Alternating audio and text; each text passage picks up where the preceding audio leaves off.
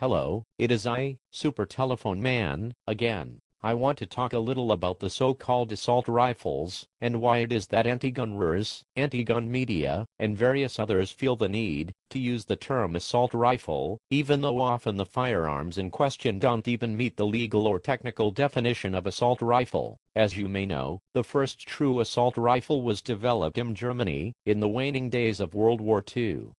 It was given the ability of full automatic fire, and it was designed to fire a smaller Lyre cartridge of intermediate power. Adolf Hitler coined this rifle Sturmgewehr, or as it translates into storm rifle and to storm is to assault. Naturally, this concept was eventually adopted by all the world's major militaries. Subsequently, many civilian legal variants of such firearms have been produced. Yet, despite eliminating the possibility of select fire modes, most anti-gunners still find certain features of said firearms abhorrent: flash hiders, or muzzle brakes, pistol grips, bayonet lugs, the capability to accept full-capacity magazines, to name a few. It doesn't make sense. A muzzle brake or flash hider simply helps reduce felt recoil of a firearm, and to prevent a person from blinding themselves, should they need to fire in a low-light condition, such as a home defense scenario. A pistol grip, combined with a straight-line stock, help controllability when firing on fully automatic. Since full auto capability is not legal for civilians, it's simply a matter of taste or personal preference. A bayonet lug is mostly considered a novelty. How many drive-by bayonettings have you heard of? And the so-called high-capacity magazines?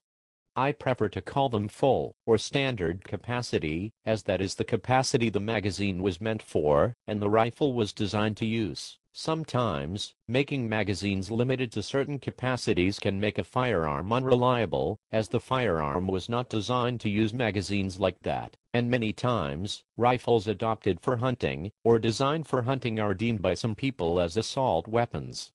Such as Paul, who said hunters don't need semi-automatic machine gun sniper rifles. That is so contradictory in terms, it's not even funny. Actually, yes it is. You are a sad person, lulz. And I think it is noteworthy that firearms fitting the legal definitions for assault rifles are used in about 1% of all gun-related crime.